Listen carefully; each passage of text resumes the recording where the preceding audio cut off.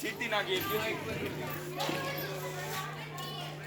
जी आप गलत करो प्लीज आना कर दिखाओ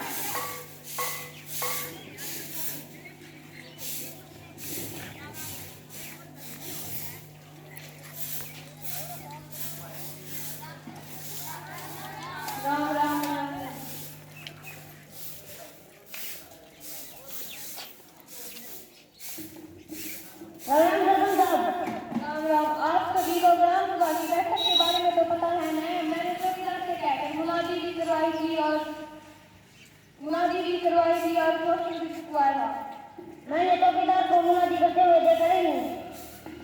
ठहर गया हुआ था कल मुनादी हुई। मैं मेरी घरवाली में मिले अवश्य ग्राम सभा की बैठक में हम दोनों ज्यादा के वास्ता है। राम राम सरपंच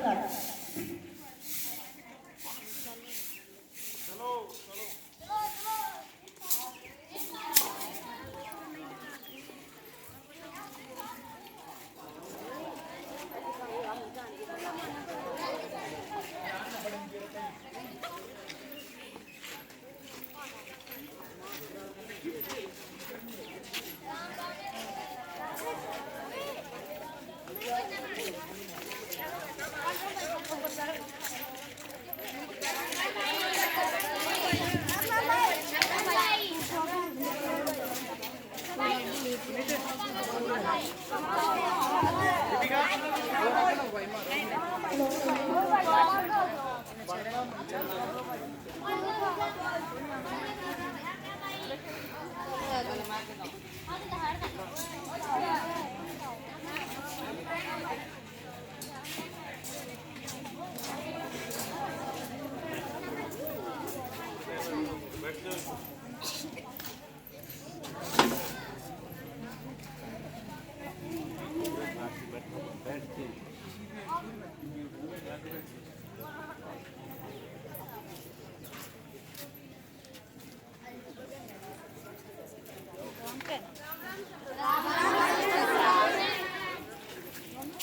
आप सभी को मेरा नमस्कार।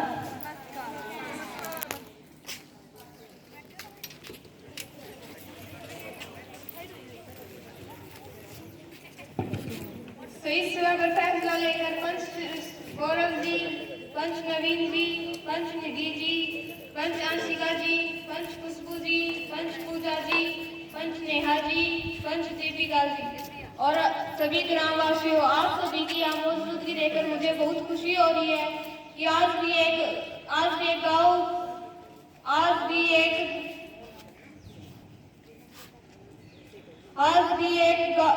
गांव परिवार की तरह रहता है और आपस में मिलजुल कर कार्य करता है। इसी जन सेवा के लक्ष्य में आपके आशीर्वाद से मुझे यहाँ बोलने का मौका मिला। मैं आप सभी को कोटि कोटि प्रणाम करती हूँ। एक मुखिया होने के नाते मैं यहाँ गांव और पड़ोस की समस्याओं को सुलझाने के लिए धैर्य से बातचीत करेंगे। और एक बात मैं आप सभी को बता दूं कि इस ग्राम सभा को सफल बनाने के लिए सबसे ज्यादा भागीदारी ग्रामवासियों की होती है। सबसे एक मुखिया तभी काम कर पाता है जब जनता उसका साथ देती है। हर हाल में सूरज अपना है, हर हाल में सूरज अपना है। हर रोज ये दावा कर लेंगे, हम अहले जुनून तक चलेंगे और दुनिया को उजाला कर देंगे। एक मुखिया होने के नाते मेरा ये कर्तव्य बनता है कि मैं आप सभी को सुरेश नाई के निधन के बारे में सूचना दूं। वह बहुत ही ईमानदार व सहनशील व्यक्ति थे। उनका व्यक्तित्व बहुत ही प्रभावशाली था। वे ग्राम सभा की प्रत्येक बैठक में भाग लेते थे। वे गांव की बहुत सी समस्या के बारे में ग्राम पंचायत का ध्यान आकर्षित करते थे, उनके समाधान में सहयोग देते थे। उनमें एक राष्ट्रीय नेता बनने के सारे गुण मौजूद थे। उन्होंने अपनी व्यक्तिगत रुचि से गांव में कई विकास कार्य किए, लेकिन कैंसर की बीमारी से उनका निधन हो गया। उनकी लीला समाप्त हो गई। मैं उनकी आत्मा की शांति के लिए आपकी तथा पंचायत की ओर से संवेदना प्रकट करती हूँ तथा श्रद्धांजलि अर्पित करती हूँ। हम उनकी आत्मा की शांति के लिए 2 मिनट का मौन धारण करेंगे।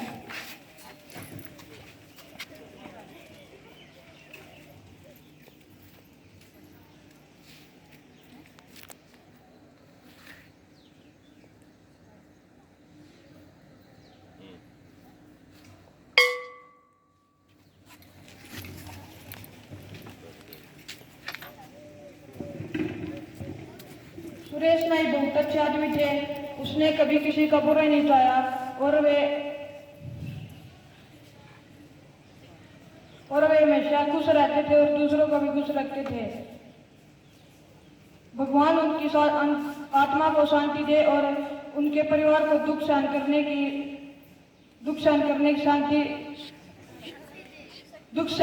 शक्ति दे। पिछली ग्राम सभा की कार्रवाई के मुख्य बिंदु पंच श्री खुशबू जी पढ़कर सुनाएंगी। आज की बैठक की कार्रवाई का अगला मत पिछली बैठक की कार्रवाई है।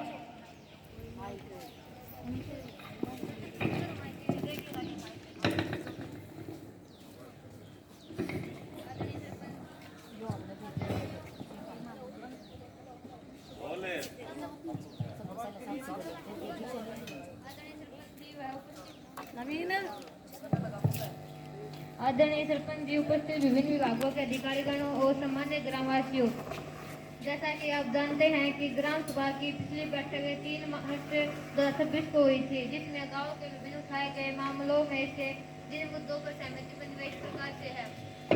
मंदिर के पास वाली गली को पक्का करवाना, चिकित्सालय में डॉक्टर के रिक्त पद को भरना, गाँव में डस्टबिन रखवाना, सार्वजनिक शौचालय का निर्माण करना।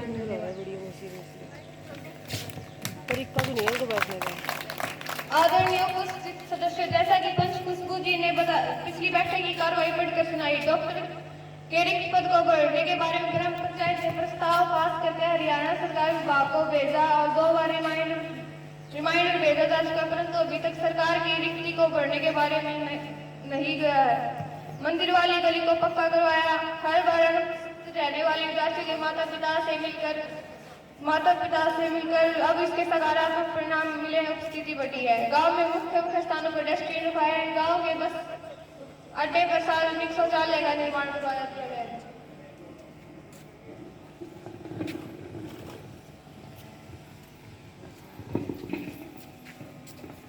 आदरणीय सरपंच साहिबा, पशु अस्पतालों में डॉक्टर के बिना पशुओं का इलाज को नहीं हो पावे। इंसान से कोई भी बस में बैठ कर शहर से दवाई ले आवा, पशु वाले कौन सी बस में बिठा के ले जावा, क्यों ना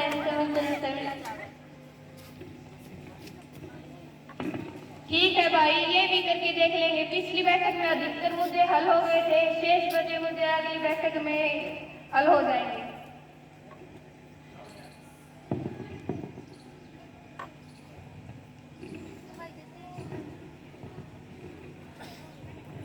नमस्ते सरपंच साहब, एक बात मैं भी कहना चाहूँ। हाँ बोलो, क्या बात है?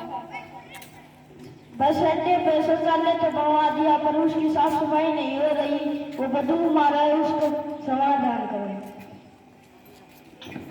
नहीं, इसी से करो। गांव में 4 सफाई कर्मी कार्य कर रहे हैं। इस वार्ड की सफाई की जिम्मेदारी बदलू की है। वार्ड के पंच पूजा की सफाई आपकी जिम्मेदारी है कि बदलू से सफाई कराया, क्यों फ्लोर चेक सफाई चेक है।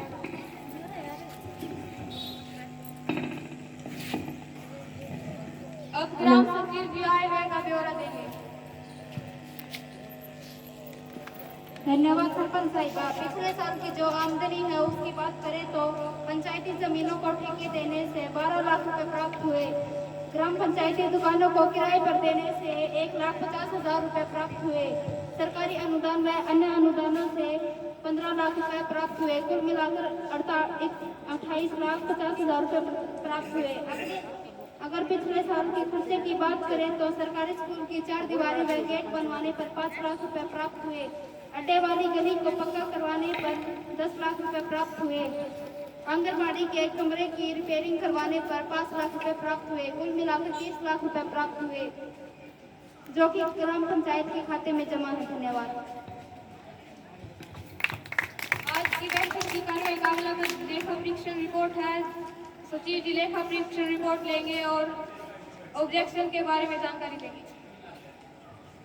आदरणीय सरपंच साहिबा व ग्राम वासियों, हमारी रिपोर्ट का 31 मार्च 2026 को ऑडिट हुआ था। हमारा सारा लेन देन व लेखा जोखा सही पाया गया और कोई भी ऑब्जेक्शन नहीं पाया गया। धन्यवाद। अब हम बजट पर चर्चा करेंगे। इस साल की बजट की बात करें तो पंचायती जमीनों को ठेके देने से 15 लाख रुपए प्राप्त होंगे। ग्राम पंचायती दुकानों को किराए पर देने से 2 लाख रुपए, सरकारी अनुदान व अन्य अनुदानों से 31 लाख रुपए, कुल मिलाकर 48 लाख रुपए। इस साल के खर्चे की बात करें तो बिजली बिल के भुगतान पर 75,000 रुपए, सफाई कर्मचारी व चौकीदारों के वेतन के लिए 3 लाख रुपए, शिक्षा व स्वास्थ्य पर 8 लाख रुपए, निर्माण कार्य पर 10 लाख रुपए, मरम्मत कार्य पर 8 लाख रुपए, मनरेगा कार्य पर 22 लाख रुपए, कुल मिलाकर 51,75,000 का अनुमान लगाया जा सकता है। धन्यवाद। ग्रामवासी, आप सभी को कोई समस्या हो तो आप सबके सामने रख सकते हैं। ग्राम सचिव जी, आप समस्या को नोट करें। सरपंच साहिबा, एक बात हमारी सुन लो। हाँ, बोलो। मैं यह बात कहना चाहूँ, गांव में एक सिलाई सेंटर खुल जाए तो बहुत बढ़िया काम हो जावे। बात करने के बाद जो छोरिया करना बैठी रहे हैं, ये बढ़ के ब्याह की उम्र भी ना हुई है और मारा इतना उपयोगिता को नहीं किया ना बड़ा कोर्स करवा सकता हूँ। सिलाई करना सीख जाऊंगी तो खुद का कपड़ा सीख लेगी और घर वाला का सीख देगी। 2 रुपया कमाना सीख जाऊंगी और दूसरा सिखा देंगी। बात तो सारी ठीक है, आप बिल्कुल सही कह रही है। आज के समय में महिलाएं बहुत आगे बढ़ रही हैं, महिलाएं आत्मनिर्भर बन रही हैं। मैं आपको भरोसा दिलाती हूँ कि आपके गांव में सिलाई सेंटर जल्द से जल्द खोला जाएगा। सरपंच साहब, एक बात हमारी सुन लो। हाँ, बोलो, क्या बात है? गांव की सारी गाड़ी टूटी फूटी पड़ी है और जगह जगह पर पानी भर रहा है। आते जाते मानसन बहुत दिक्कतें हैं, बड़े बुढ़े भी बहुत दिक्कतें हैं। कल हमारी मैडम नीलो मैडम भी स्कूटी पर जाती और पड़ गई और बहुत चोट लगी। जब सरपंच के इलेक्शन हुआ, जब तो वोट मांगने खातर आ गया है, बड़े बड़े वादे करते हैं, फिर 5 साल पूरी हो जाए तो किम भी काम कौन करावी। धैर्य रखिए, ये सरकारी काम है, इसमें टाइम तो लगता ही है। मैं आपको भरोसा दिलाती हूँ कि आपकी गली का नंबर भी जल्दी आ जाएगा।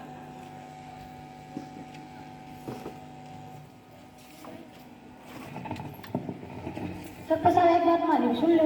हाँ, बोलो, क्या बात? आजकल के छोटे छोटे बालक से मोटरसाइकिल चलाते फिर कभी कड़ा मारते कभी कड़ा मारते, इनके घर आने का होती है, न चढ़ना है, इसका कोई समाधान है? यह बात तो आपने बिल्कुल सही की है। पूरी दुनिया में रोड एक्सीडेंट में मरने वालों की सबसे ज्यादा संख्या भारतीयों की है। मैं इस विषय पर पुलिस विभाग के अधिकारी जी से आग्रह करूंगी कि वे ग्रामवासियों को जागरूक करें। यहाँ उपस्थित सरपंच साहब, गणमान्य अधिकार व समस्त ग्रामवासी को मेरा नमस्कार। जैसा कि सरपंच साहब ने बताया कि पूरी दुनिया में रोड एक्सीडेंट में मरने वालों की संख्या सबसे ज़्यादा भारतीयों की है। इसका कारण है कि रोड सेफ्टी के रूल्स को फॉलो न करना। जैसा मैं आपको बता दूं, हेलमेट न पहनना, सीट बेल्ट न लगाना, इधर उधर देखकर वाहन चलाना, रेड लाइट के सिग्नल को देखकर न चलना आदि। यदि कोई व्यक्ति बिना हेलमेट की मोटरसाइकिल चलाता है तो उसका 1000 रुपये का चालान काटा जा सकता है। यदि कोई व्यक्ति बिना लाइसेंस की गाड़ी चला रहा है या ट्रक चला रहा है तो उसका 1000 रुपये का चालान काटा जा सकता है। बार बार पकड़े जाने पर 2000 रुपये का चालान काटा जा सकता है और उसका 3 महीने का लाइसेंस रद्द किया जा सकता है। 18 वर्ष से कम उम्र के बच्चे ड्राइविंग न करें, उनके माता पिता को जेल हो सकती है तथा जुर्माना भी लगाया जा सकता है। इसके अलावा हमारे सुप्रीम कोर्ट के द्वारा अनेक नियम बनाए गए हैं। यदि कोई भी व्यक्ति इन नियमों को तोड़ता है तो उसका लाइसेंस रद्द किया जा सकता है और जेल भी हो सकती है। मानो कोई व्यक्ति गाड़ी चला रहा है, वहाँ पर रोड ब्लॉक हो जाए तो आपको वहाँ पर एक रेड लाइट का सिग्नल दिखाई देगा। इसका मतलब है कि वहीं पर रुक जाओ और थोड़ी देर का इंतजार करें। यदि कोई व्यक्ति रेड लाइट के सिग्नल को तोड़ता है या तोड़ने की कोशिश करता है तो उसका लाइसेंस रद्द किया जा सकता है और जुर्माना भी लगाया जा सकता है। यदि कोई व्यक्ति बिना लाइसेंस की मोटर साइकिल गाड़ी या ट्रक चलाता है तो उसकी गाड़ी को अंदर किया जा सकता है। यदि कोई व्यक्ति शराब पीकर ड्राइविंग करता है तो उसका लाइसेंस रद्द किया जा सकता है। इसके अतिरिक्त 10,000 रुपये का जुर्माना भी लगाया जा सकता है। इसके अलावा सुप्रीम कोर्ट द्वारा यह फैसला लिया गया है कि यदि कोई व्यक्ति सड़क दुर्घटना से ग्रस्त मिलता है तो आप उसकी तुरंत मदद करें। आपसे मेरी यह रिक्वेस्ट है कि आप उसे जल्द से जल्द अस्पताल में एडमिट करें जिससे कि उसका जीवन बचाया जा सके। आप सभी इन नियमों का जानकार बने तथा इसका पालन करें। जय हिंद, जय भारत, धन्यवाद।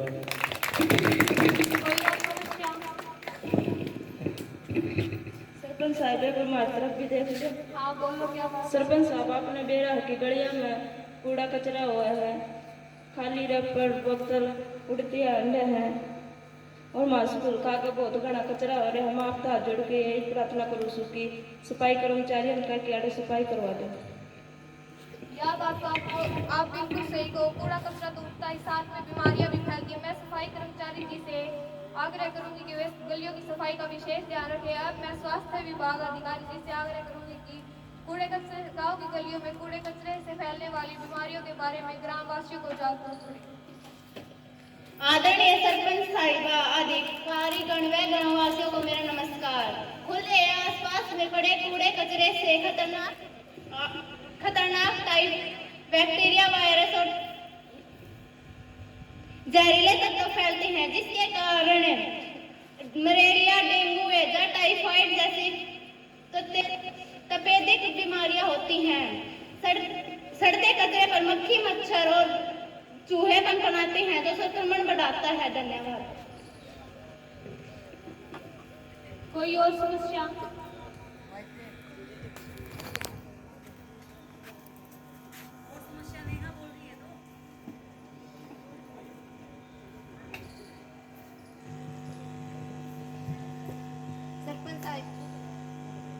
सरपंच साहिबा, मैं भी कुछ बोलने का मौका दो। हाँ बोलो क्या बात है। ये गाँव के बच्चे डबल रोटी, कुरकुरे, समोसे सफेद दिन खाते घूमे हैं ना, तो इनमें कटोरी खाता है, गोल मोटर ले जाकर खड़े हो जाओ हलवाई की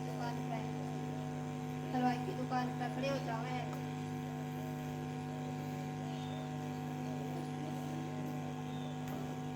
घर की रोटी नाची ना लग गए। ये कितना बढ़ती देखते हैं फौजी और पुलिस की, इतने सारे पैसे कट्ठे तलावा।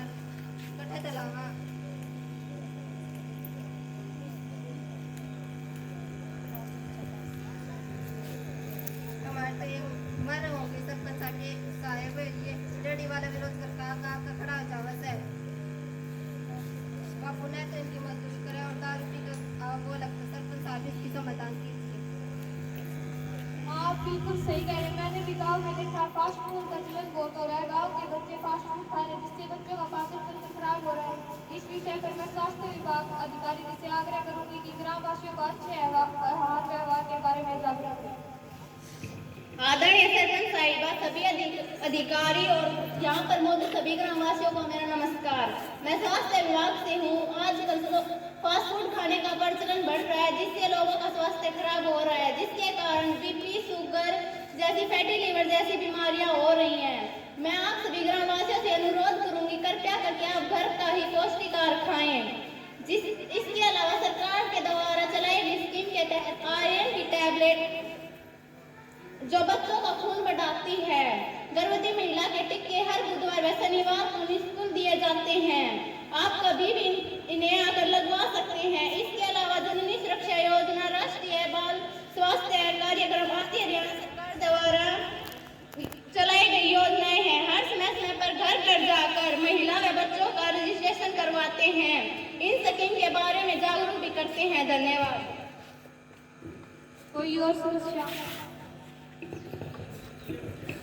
सरपंच साहब, एक बात हमारी भी सुन जाओ। हाँ बोलो। सरपंच साहब, फसल पर भी थोड़ा बहुत ध्यान दे लो। पशु बढ़ते रहा है और फसल खराब कर देवा है। कई बार बारिश होने के कारण भी फसल खराब हो जा है और सरकार ने कहा कि मुआवजा मिलेगा, पर मिला को नहीं, थोड़ी कोटी भी नहीं। इस पर कोई समाधान करो। अब मैं पटवारी जी से आग्रह करूंगी कि इस समस्या का समाधान करें। नमस्कार सरपंच साहब और समस्त ग्रामवासियों को मेरा नमस्कार। ज़्यादा वर्षा होने के कारण फसल खराब हो जाती है और इसके लिए सरकार ने मुआवजे की घोषणा की है। इसके लिए सरकार ने सर्वे जारी किया है। जैसे ही सर्वे समाप्त होगा नुकसान अनुसार मुआवजा किसानों के खाते में डाल दिया जाएगा। धन्यवाद।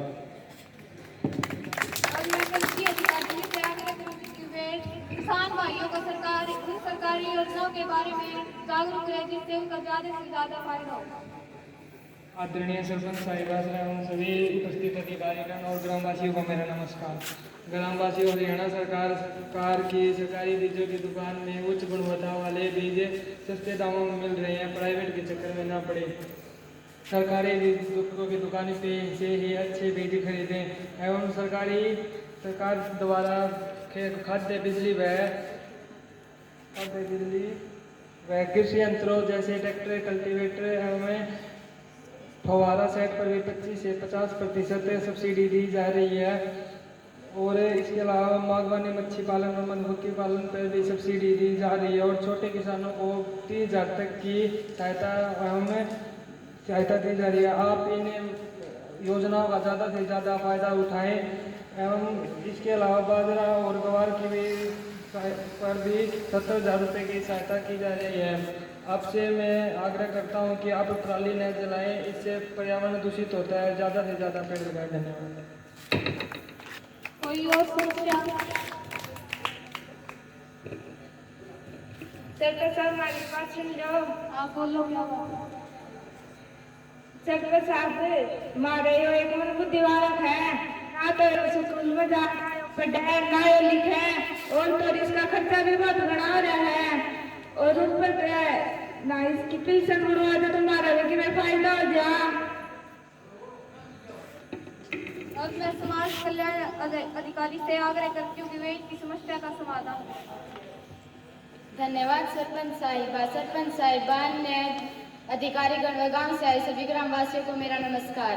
मैं जिला कल्याण अधिकारी विभाग से हूँ। अगर आपको भी इस तरह की कोई समस्या का सामना करना पड़ता है तो आप अपने जरूरी कागजात लेकर हमारे कार्यालय में पहुँचे। अपने जरूरी कागजात जैसे फैमिली ID, आधार कार्ड, फोटो तथा मेडिकल सर्टिफिकेट लेकर हमारे ऑफिस में आए। मैं आपकी पूरी सहायता करूँगी।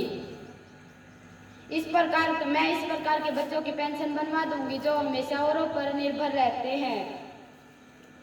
मैं अपने कार्यालय के बारे में आपको कुछ बताना चाहती हूँ। हरियाणा सरकार द्वारा चलाई गई जल कल्याणकारी नीतियाँ जो हमारे कार्यालय द्वारा ही संचालित की गई है, जैसे लाडो लक्ष्मी योजना, लाडली योजना, विधवा पेंशन योजना, बुढ़ापा पेंशन योजना, डॉक्टर श्याम प्रसाद मुखर्जी दुर्घटना सहायता योजना आदि।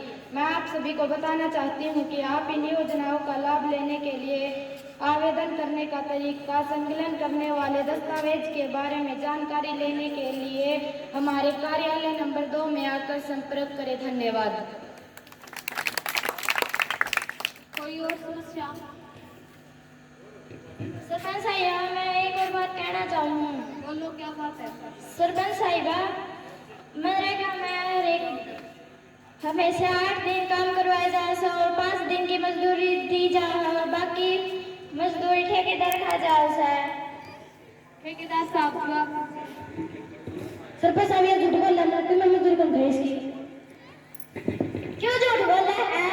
सारे मजदूरी खा गया मैंने किसी मजदूरी खा लेते हैं। जितना दिन काम करूंगा उतने दिन की मजदूरी मिलेगी। इतने झूठ भी कौन बोल कर आधी मजदूरी खा जा है 3 दिन की। तो चुप हो जाओ, ये ग्राम सभा की बैठक है, कोई लड़ाई का मैदान नहीं। सचिव जी, मास्टर अधिकारी ये सही कह रहा है, इसके 8 दिन क्या है। वीडियो साहब एक्शन लीजिए। यहाँ पर उपस्थित सरपंच साहिबा, अधिकारीगण और ग्रामवासियों को मेरा नमस्कार। 3 दिन में आपके खाते में मजदूरी आ जाएगी और ठेकेदार को हटा दिया जाएगा। अब से हर काम की फोटो ग्राम पंचायत पर अपलोड होगी और ऐसी समस्या दोबारा नहीं आएगी। धन्यवाद।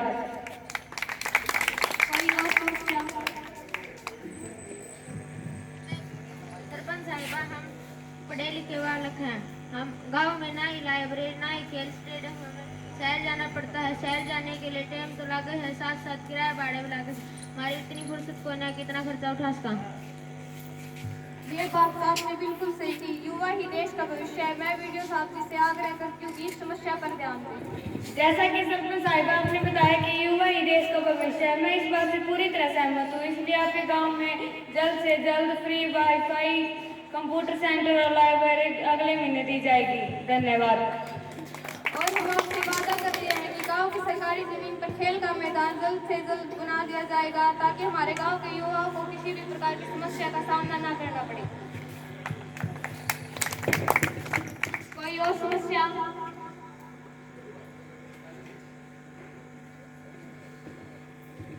सरपंच साहब मैं एक बात कहना चाहूँ। बोलो, क्या बात है? इन मास्टर भी क्यों गया करो बच्चन ठीक तरह से स्कूल में ना तो ये पढ़ाना ये लिखा है और सबका काम में भी काम को हाथ खोल पटवा है और ये स्कूल का नाम लेके कितने कितने आंटी जाओ और ऊपर से ये टाइम दे दिया ना तो मैं पढ़ाना लिखा है झील पर देखे जा है। अब मैं प्रधानाचार्य जी से आग्रह करूंगी कि वे इनकी समस्या का समाधान करें और ये भी कहूंगी कि स्कूल में कोई भी समस्या हो तो हमें बताएं। धन्यवाद सरपंच साहिबा, अधिकारीगण और ग्रामवासी सभी को मेरा नमस्कार। मैं स्कूल विद्यालय प्रिंसिपल, आपने मुझे बोलने का मौका दिया, मैं आपका तहे दिल से अभिनंदन करती हूँ। सबसे पहले मैं आपको टैब के बारे में बता दूँ। टैब हरियाणा सरकार द्वारा चलाई गई एक स्कीम है जिसमें बच्चों को ऑनलाइन गुणवत्तापूर्ण शिक्षा प्रदान की जाती है। इसे आप गलत न समझें। हर चीज के दो पहलू होते हैं, पॉजिटिव और नेगेटिव। जैसे परमाणु से बिजली बनाई जा सकती है और किसी भी चीज का विनाश किया जा सकता है। इसके अलावा मैं आपको हमारे विद्यालय के बारे में बताना चाहती हूँ। हमारा विद्यालय 4 वर्ष पूर्व राजकीय वरिष्ठ माध्यमिक विद्यालय बना, जिसमें मेरे अलावा 15 टीचर और मौजूद हैं। हमारे विद्यालय के टीचर बहुत मेहनती हैं, हमारे विद्यालय के बच्चे भी बहुत मेहनती हैं। पिछले वर्ष हमारे विद्यालय का बोर्ड परीक्षा का परिणाम 100% रहा। हमारे विद्यालय में सरकार द्वारा मूलभूत सुविधाएं भी दी गई हैं, जैसे पहली से 8वीं तक की कक्षाओं के बच्चों के लिए निःशुल्क शिक्षा की सुविधा की गई है। साथ ही 2 किलोमीटर दूर से आने वाली लड़कियों के लिए बस की सुविधा की गई है। हमारे विद्यालय में 50 लाख की लागत से 8 नए कमरे बनाए गए हैं, जिसमें हर एक कमरे में डिजिटल बोर्ड लगाया गया है। साथ ही जगह जगह पर CCTV कैमरा लगाए गए हैं। मैं बच्चों के माता पिता से अनुरोध करती हूँ कि वो अपने PTM मीटिंग में यानी पेरेंट्स टीचर मीटिंग में बढ़ चढ़ कर भाग लें और अपने बच्चों का एडमिशन प्राइवेट स्कूल की जगह हमारे स्कूल में कराएं, जिससे उन्हें ज़्यादा गुणवत्तापूर्ण शिक्षा प्रदान होगी। साथ ही मैं अपनी समस्या भी सरपंच साहिबा के सामने रखना चाहती हूँ। हमारे विद्यालय में डिजिटल बोर्ड तो है, पर लाइट न आने के कारण कम यूज़ किए जाते हैं। मेरी सरपंच साहिबा से रिक्वेस्ट है कि वो जल्द से जल्द हमारे विद्यालय में सोलर सिस्टम लगाया जाए। आपकी समस्या की तरफ जरूर ध्यान दिया जाएगा। कोई और समस्या? सरपंच साहब एक बात मारी भी सुन लो। बोलो, क्या बात है? सरपंच साहब आज भी अपने गांव में बहुत सी सोरियन स्कूल को नहीं भेजा जाए, अगर भेज दिया तो 10वीं करा कर घर बिठा ली जाए।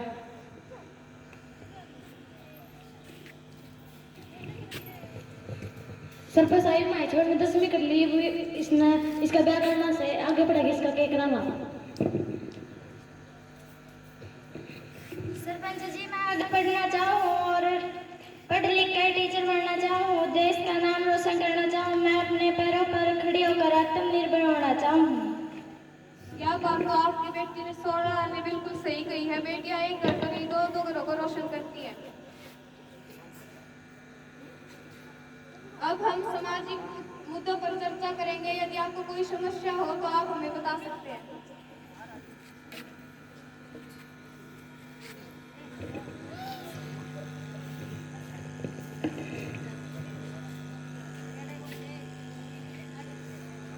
सरपंच साहिबा एक प्रथा पर मैं भी ध्यान दिलवाती हूँ। हाँ बोलो, क्या बात है? गांव में छोटे छोटे बालकों का ब्याह कर दिया है, इनका शरीर का विकास भी ना हुआ है, ना इनकी पढ़ाई पूरी हुआ है। मैं आपसे अनुरोध करूँ कि बाल विवाह पर रोक लगाई जाए। दूसरी बात यह है कि गांव में दहेज बहुत ले रहे हैं। पिछले महीने नाम पढ़ के छोरे का ब्याह था, उनका भी भर कर दहेज लिया गया। या तो भाई बात होगी बड़ा पर बड़ी शादी।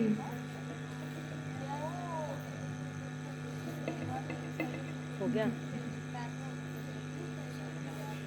बस ठीक है, हो गया। आपने बिल्कुल सही कहा। आजकल बाल विवाह और दहेज प्रथा बहुत प्रचलन में, जिसकी वजह से लाखों बच्चों की जिंदगियां खराब हो रही हैं। ये सब अनपढ़ता की वजह से हो रहा है। कोई और समस्या?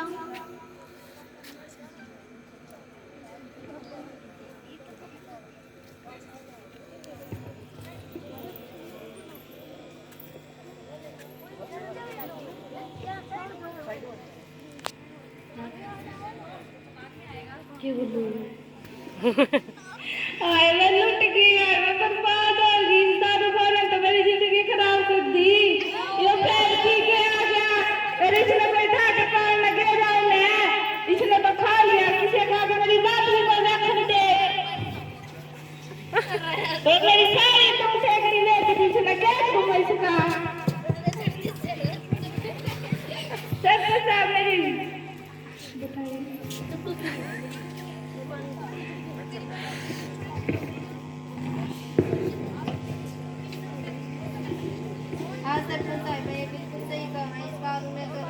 रखी है, मतलब कोई ठेके रुकवा दिया जावे, नहीं रहेगी पास ना बचेगी पास। आप बिल्कुल सही कह रही हैं। आजकल गांव में ज्यादातर लोग नशा कर रहे हैं। मैं आप सभी से अनुरोध करूंगी ना नशा करें और ना करने दें। इसलिए यहाँ पर 2 मिनट के लिए एक शपथ लेंगे। आप सभी मेरे साथ खड़े हो जाए, अपना हाथ सीधा रखें। हम शपथ लेते हैं कि अपने गांव को नशा मुक्त बनाएंगे, ना नशा करेंगे और ना नशा देंगे, ना दहेज लेंगे, ना दहेज देंगे, मृत्यु भोज को बंद करेंगे, ज्यादा से ज्यादा पेड़ लगाएंगे, पर्यावरण को बचाएंगे। जल है तो जल है, जल ही जीवन है।